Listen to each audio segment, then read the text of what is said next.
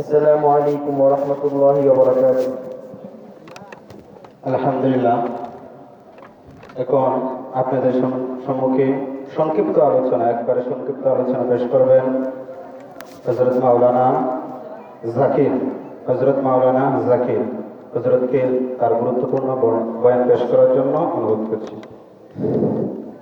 আসসালামু আলাইকুম ওয়া রাহমাতুল্লাহি ওয়া বারাকাতুহু। ইন্নাল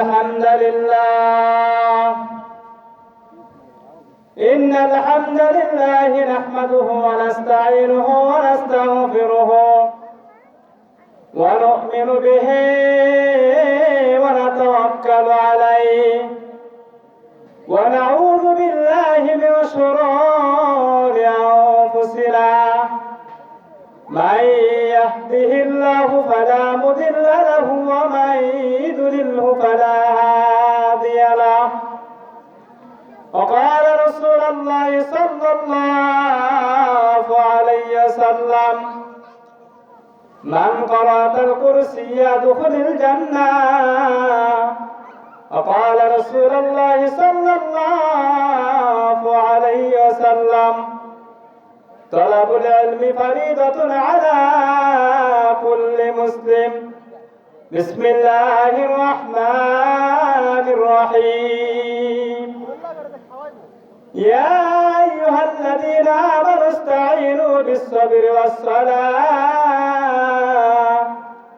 إن الله مع الصادقين.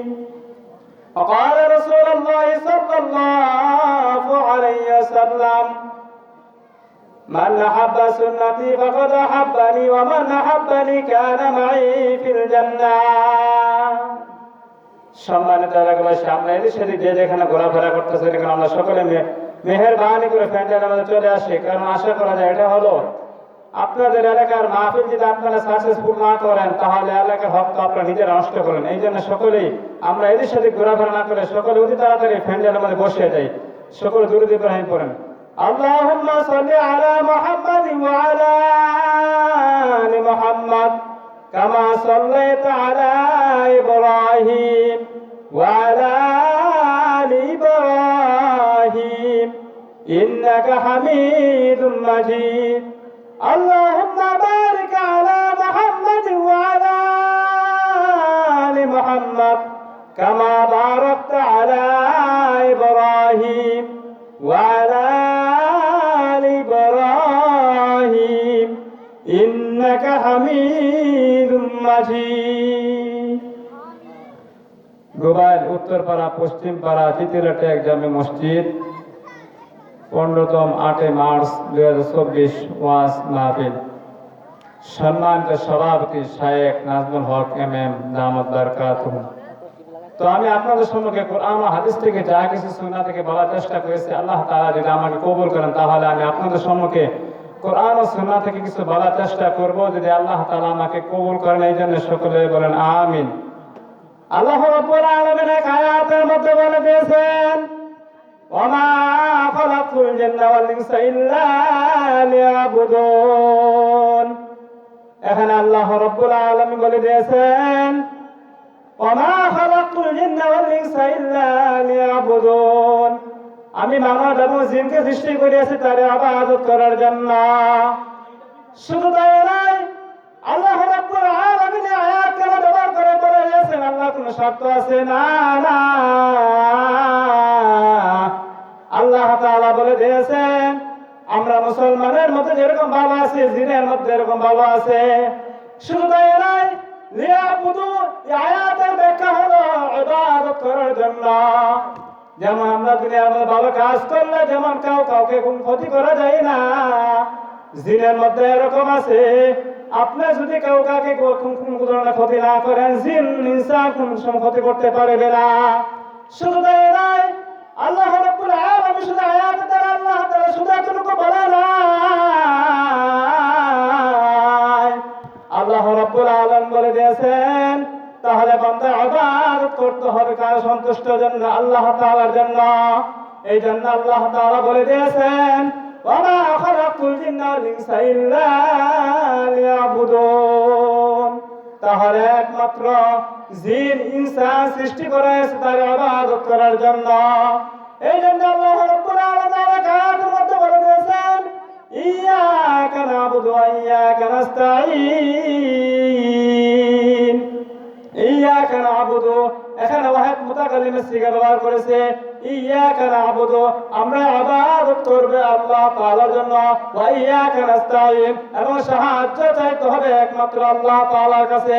আপনি ইবাদত করবেন আল্লাহ সন্তুষ্টের জন্য, আপনি মসজিদে যাবেন আল্লাহর হক আল্লাহ পালন করার জন্য, আল্লাহর দায়িত্ব আল্লাহর গোলামি করার জন্য।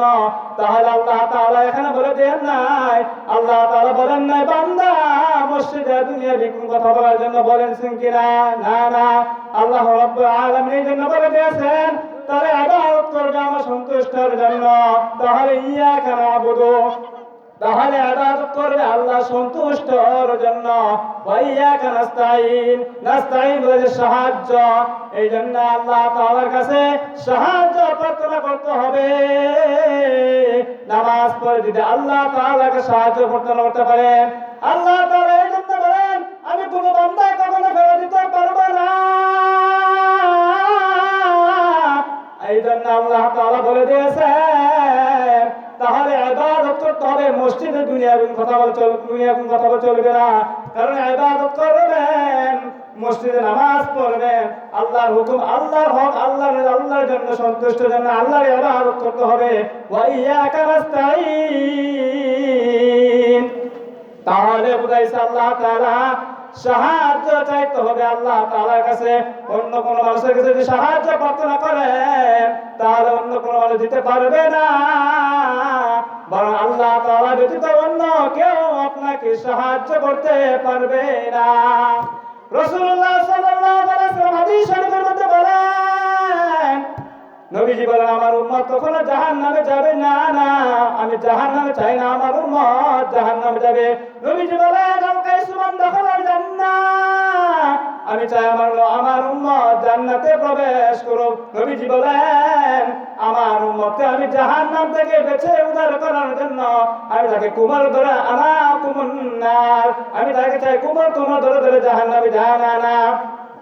গোটা গোটা রাসূলুল্লাহ সাল্লাল্লাহু আলাইহি ওয়াসাল্লাম বলেন, রাসূলুল্লাহ সাল্লাল্লাহু আলাইহি ওয়াসাল্লাম বলে গেছেন এত আমি যখন নাকি ভয়ের কথা শুনতাম তখন আমার চিৎকার বেহুশ হতাশা শুরু করে একদম।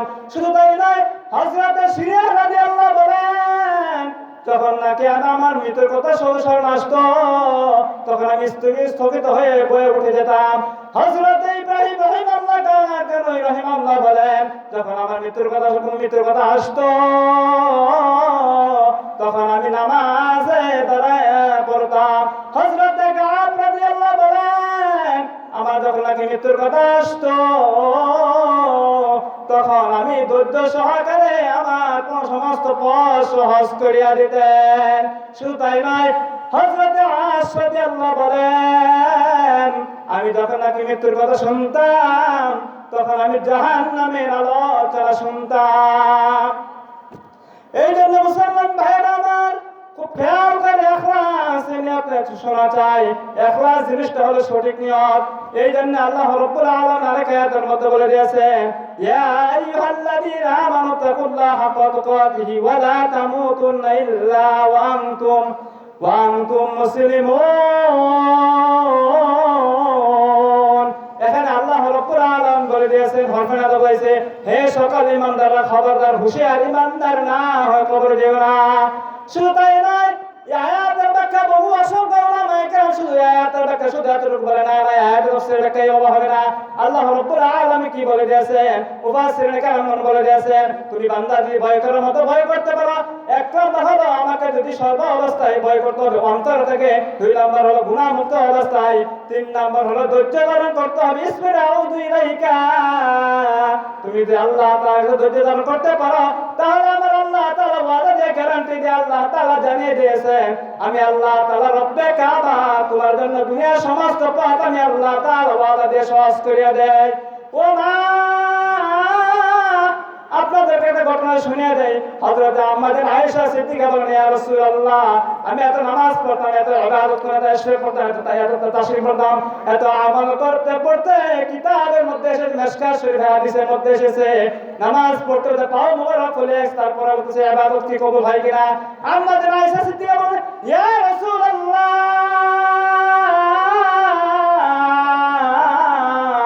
এই জন্য মুসলমান ভাইদেরকে আমরা আপনার অনুরোধ করে বলবো, মা বোনেরা যারা আছেন, দেখেন সাহাবী মহিলা এত নামাজ পড়তেন, এত ইবাদত করতেন, তারপরে পাও মোবারক খুলে যেত। আজকে তার মধ্যে বোঝা যায় 4 ভাগের 1 সমান আমাদের নামাজ কি হয় কিনা তার মধ্যে কোনো সন্দেহ। এই জন্য সম্মান শুধু আমি অসুস্থ মানুষ, কালকে প্রাসাদ প্রকল্প করেছি, এর আগে দিন করছি দিঘির পার। এই জন্য সম্মান শুধু অসুস্থ মানুষ আজকে প্রোগ্রাম ছিল, যা হোক কথা রাখার কারণে এই জন্য যা কিছু বলেছে আল্লাহ তাআলা আমাদের সকলকে বুঝিয়ে শুনে শুনলেওয়ালাকে বললেওয়ালাকে আল্লাহ তাআলা সকলকে আমার করার তৌফিক দান সকল বলেন আমিন। ওয়া আখিরু দাওয়ানা আলহামদুলিল্লাহি রাব্বিল আলামিন। আসসালামু আলাইকুম ওয়া রাহমাতুল্লাহি ওয়া বারাকাতুহু।